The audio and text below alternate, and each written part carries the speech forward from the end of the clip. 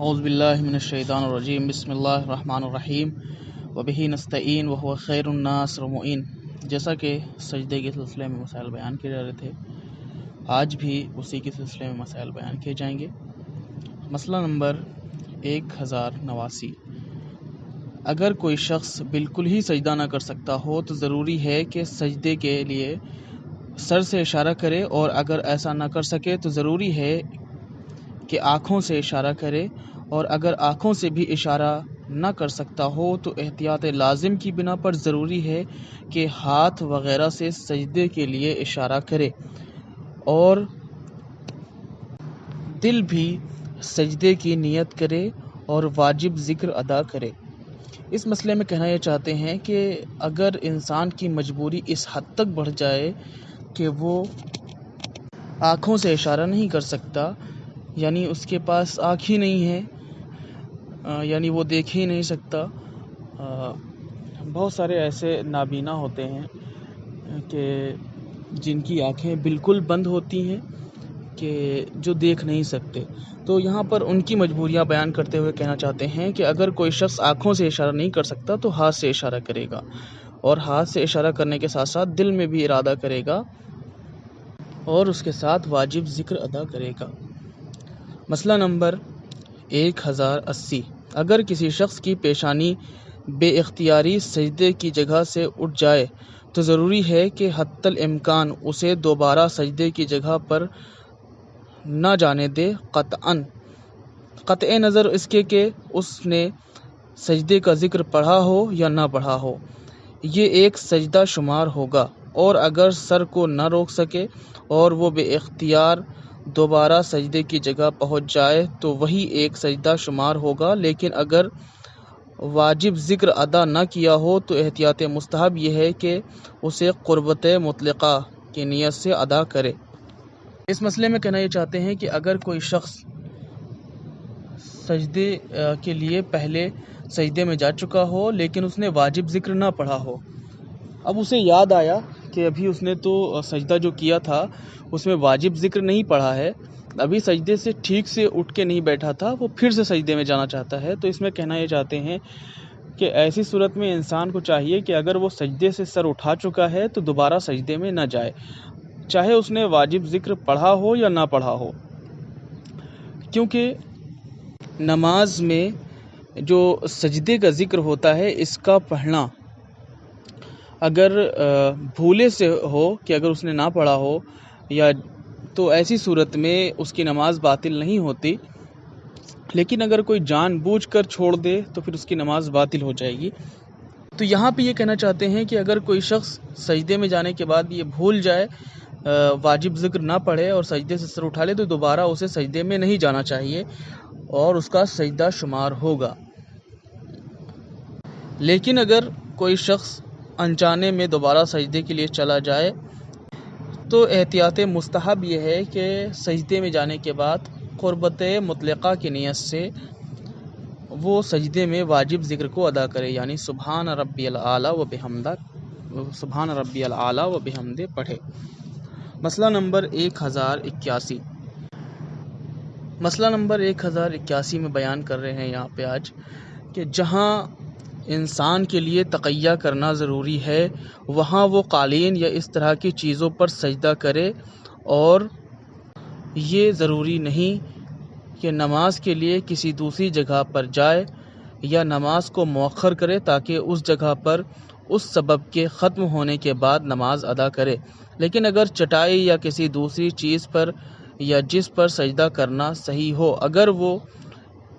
اس طرح سجدہ کرے کہ تقیہ کی مخالفت نہ ہوتی ہو تو ضروری ہے کہ پھر وہ قالین یا اس طرح سے ملتی جلتی چیز پر سجدہ نہ کرے۔ اس مسئلے میں کہنا یہ چاہتے ہیں کہ اگر کوئی شخص ایسے مقام پہ رہتا ہو کہ جہاں پر تقیہ کرنا واجب ہو، مثال کے طور پر جیسے کہ ہمارے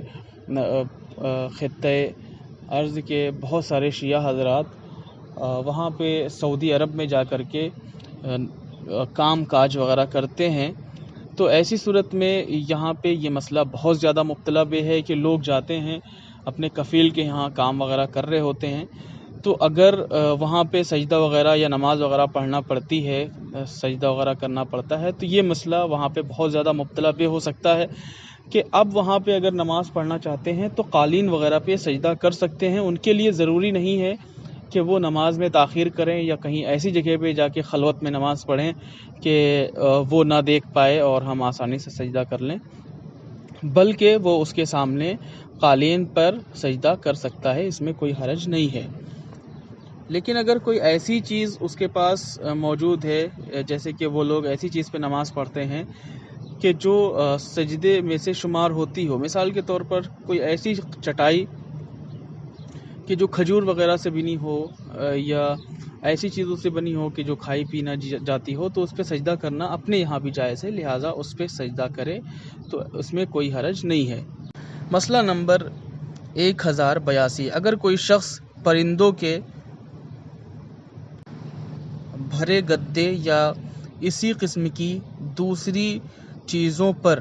سجدہ کرے جس پر جسم سکون کی حالت میں نہ رہے تو اس کی نماز باطل ہے. اس مسئلے میں کہنا یہ چاہتے ہیں کہ ایسی جگہ پہ نماز پڑھے کہ جہاں پہ انسان کا جسم حرکت کرتا رہتا ہو، چاہے وہ سجدے کی حالت میں ہو یا قیام کی حالت میں ہو، تو ایسی صورت میں اس کی نماز صحیح نہیں ہے. اور یہ بھی مسئلہ بہت زیادہ مبتلا بھی ہے کہ جیسے کہ آج کل ہمارے گھروں میں اسپنج کے گدے ہوتے ہیں یا بیڈ وغیرہ جو ہوتے ہیں وہاں پہ کافی موٹے گدے پڑے ہوتے ہیں اسپنج کے، تو اگر ہم اسپنج پہ کھڑے ہو کے نماز پڑھ رہے ہوتے ہیں اس کے گدے پہ، تو ایسی صورت میں بدن ساکن نہیں رہتا، حرکت کرتا رہتا ہے. تو اب اگر ہم اس پہ نماز پڑھتے ہیں تو نماز صحیح نہیں ہے. لہٰذا ضروری یہ ہے کہ ہمیں کسی ایسی جگہ کا انتخاب کرنا چاہیے کہ جہاں جسم حرکت نہ کرتا ہو اور سکون کے ساتھ ہم نماز کو ادا کر سکیں. لیکن یہاں پہ انہوں نے پرندوں کے پر وغیرہ سے بنے ہوئے گدے کی بات کی ہے، لیکن پہلے زمانے میں آج سے کچھ سال پہلے، اس دور سے کچھ سال پہلے پرندوں کے پر وغیرہ استعمال کر کے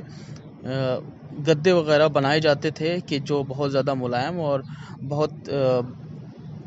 امیر حضرات یوز کیا کرتے تھے. لیکن آج کل الحمدللہ زمانہ بدل چکا ہے، اسپنج کے گدے آ گئے ہیں جو سبھی لوگ استعمال کرتے ہیں اور اکثر لوگوں کے گھروں میں پائے جاتے ہیں. مسئلہ نمبر 1083. اگر انسان کیچڑ والی زمین پر نماز پڑھنے پر مجبور ہو اور بدن اور لباس کا آلودہ ہو جانا اس کے لیے مشقت کا موجب نہ ہو تو ضروری ہے کہ سجدہ اور تشہد معمول کے مطابق بجا لائے، اور اگر ایسا کرنا مشقت کا موجب ہو تو قیام کی حالت میں سجدے کے لیے اشارہ کرے اور تشہد کھڑے ہو کر پڑھے تو اس کی نماز صحیح ہے. اس مسئلے میں کہنا یہ چاہتے ہیں کہ اگر کوئی شخص ایسی زمین پر نماز پڑھ رہا ہے جہاں پہ کیچڑ ہو یا جو متروب ہو، یعنی جہاں پہ پانی وغیرہ بھرا ہو، تو ایسی صورت میں انسان کو چاہیے